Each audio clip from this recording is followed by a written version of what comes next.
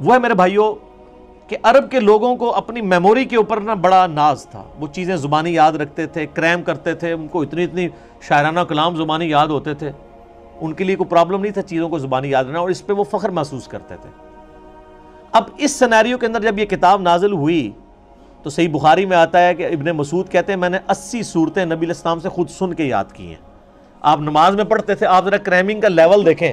کہ نماز میں وہ تہجد کی نماز میں سن رہے ہیں اور یاد بھی کر رہے ہیں، اتنے ان کے مضبوط حافظے تھے۔ ابھی بھی دیکھ لیں آپ، چھوٹے بچوں کو لگا لیں، کتنے بچے ہیں 8-9 سال کی عمر میں پورا قرآن حفظ کر جاتے ہیں، ابھی بھی کوئی مشکل نہیں ہے، لیکن وہ اب تھوڑا سا چونکہ ہمارا موڈ چینج ہو گیا ہے، ہماری پرائورٹیز چینج ہو چکی ہیں، اس لیے وہ والا معاملہ پیچھے چلا گیا۔ ہم زیادہ تر لکھی ہوئی چیزوں کے اوپر اعتماد کرتے ہیں، زبانی یاد رکھنے کے اوپر توجہ نہیں کرتے، اس لیے یہ ذرا مسئلہ آہستہ آہستہ پیچھے چلا گیا۔ اب چونکہ ان کو اپنی کریمنگ کے اوپر ناز تھا، یاد کرنے کے اوپر ناز تھا، اس لیے وہ قرآن پاک کے حافظ سینکڑوں کی تعداد میں صحابہ کرام میں موجود تھے۔ لیکن صحیح بخاری میں آتا ہے جب جنگ یمامہ ہوئی مسیلمہ کذاب کے خلاف، اس جنگ میں کئی حفاظ شہید ہوئے، تو پھر حضرت عمر نے آ کے مشورہ دیا کہ ہم یہ جو سکیٹرڈ فارم میں کہیں ہڈیوں پہ، کہیں چمڑے کی کھال کے اوپر، کہیں لکڑی کے اوپر لکھی ہوئی نبی علیہ السلام کی لکھوائی ہوئی وہی موجود ہے، اس کو ایک جگہ جمع کر کے کتابی شکل 2 گتوں کے درمیان لے آئے۔ تو حضرت ابوبکر چونکہ سنت کی پیروی کرنے والے تھے، پہلا جواب ان کا وہی تھا کہ میں وہ کام کیوں کروں جو نبی علیہ السلام نے خود نہیں کیا۔ پھر حضرت عمر ان کے ساتھ بحث کرتے رہے کہ اس کی ضرورت ہے، حتیٰ کہ حضرت ابوبکر کہتے ہیں اللہ نے میرا سینہ کھول دیا۔ پھر مشورہ طے پایا کہ زید ابن ثابت جو بڑے انٹیلیجنٹ بندے تھے اور سب سے زیادہ ڈومیننٹ وہی انہوں نے لکھی ہوئی تھی، ان کو بلایا گیا، ان کے ذمہ یہ کام لگایا گیا، وہ بھی ریلیکٹنٹ ہوئے۔ پھر ان کے ساتھ صحابہ نے بحث کی، وہ مان لیا انہوں نے، اور بخاری میں الفاظ ہیں، انہوں نے کہا کہ اگر مجھے حضرت ابوبکر یہ ڈیوٹی لگاتے نا، یہ پورا پہاڑ یہاں سے یہاں شفٹ کرنا ہے، تو وہ آسان کام تھا۔ قرآن پاک کی ذمہ داری میرے پہ لگانا ایک پوری امت کے اعتبار سے میرے پہ بڑی ذمہ داری تھی۔ زبانی لوگوں کو یاد تھا، آج بھی حافظ ہی اس کو پڑھ کے اینڈ پہ آپ دیکھتے نہیں لکھا ہوتا ہے ہم نے قرآن کو حرف حرف پڑھا، اس میں کوئی غلطی نہیں ہے، یہ کوئی نسخے سے نہیں میچ کرتا، کریمنگ کوئی حفاظ نہیں اس کو۔ یہ ابھی خدمت میں عرض کیا تھا کہ نبی کریم صلی اللہ علیہ وسلم کے زمانہ اقدس میں چونکہ صحابہ کرام تمام اہل اللسان تھے، عربی زبان کو اچھی طرح جانتے تھے اور وہ اس میں مہارت تامہ رکھتے تھے، لہذا جس وقت وہ قرآن عظیم نبی کریم کے دور میں لکھا گیا تو بغیر نقطوں کے اور بغیر زبر زیر پیش کے تھا۔ پھر حضرت سیدنا ابوبکر صدیق رضی اللہ تعالی عنہ کے زمانے میں بھی یہی کیفیات رہیں، اور جب دور عثمانی میں قرآن عظیم کو باقاعدہ ایک ہی لغت قریش پر جمع کر دیا گیا، اس وقت بھی یہی صورتحال تھی کہ اس پر نقطے اور اعراب وغیرہ نہیں لگائے گئے تھے۔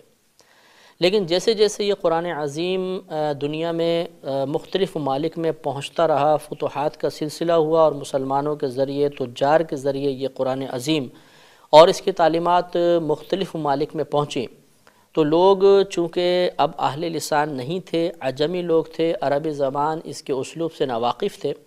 لہٰذا قرآن عظیم بغیر نقطوں اور بغیر اعراب کے پڑھنا ان کے لیے ایک بہت بڑی آزمائش بن گیا۔ بلکہ بعض ایسے لوگ جو مطلب عربوں سے قریبی تعلق رکھنے والے تھے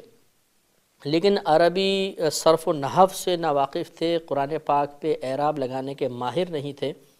انہوں نے غلط قرآن عظیم پڑھنا شروع کیا، جس کی وجہ سے اس بات کی ضرورت محسوس ہوئی کہ قرآن پاک پر نقطے بھی ہونے چاہیے،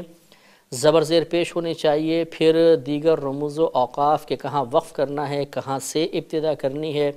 کس مقام پہ وقف کرنا جائز ہے، کہاں پر وقف کرنا لازم ہے ورنہ معانی کا فساد پیدا ہو جائے گا،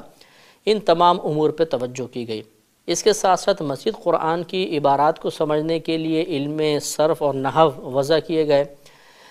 قراءت کے قواعد، تجوید کے قواعد کو مرتب کیا گیا، اور اس طرح یہ سلسلہ پائے تکمیل تک پہنچ گیا، اور لوگ چاہے وہ عربی ہوں چاہے عجمی ہوں،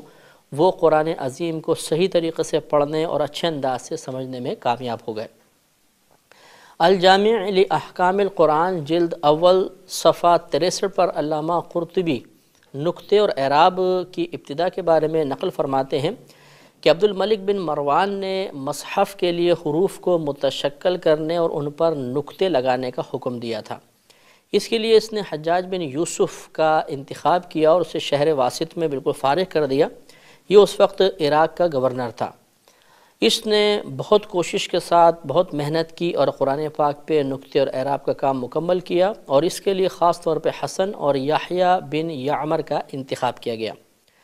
اور مناہل العرفان جلد 1 صفحہ 400 پر علامہ زرقانی رحمۃ اللہ علیہ کہتے ہیں،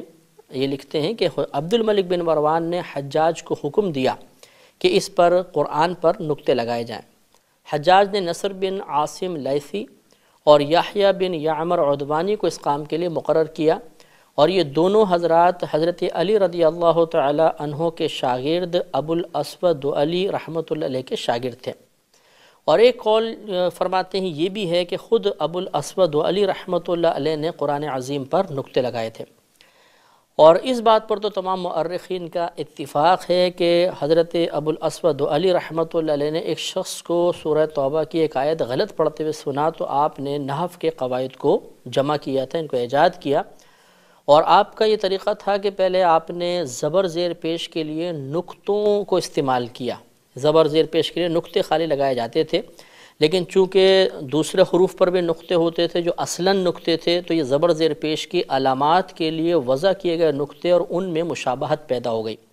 لہٰذا پھر یہ خاص طور پہ جو زبر زیر پیش کے بھی موجودہ علامات ہیں کہ زبر اوپر لگائی جاتی ہے، ایک لکیر ہے، زیر نیچے لگائی جاتی ہے اور پیش میں گول دائرہ سا بنا دیا جاتا ہے، یہ علامات باقاعدہ وضع کی گئیں۔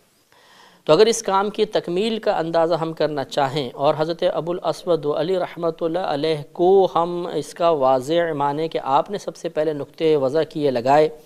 تو اس کا اندازہ کرنے کے لیے ہمیں ان کی جو تاریخ وفات ہے اس سے اس کام کا اندازہ ہو سکتا ہے۔ عبد الملک بن مروان سن 66 ہجری میں تخت نشین ہوا تھا اور 86 ہجری میں 86 میں اس کا انتقال ہوا،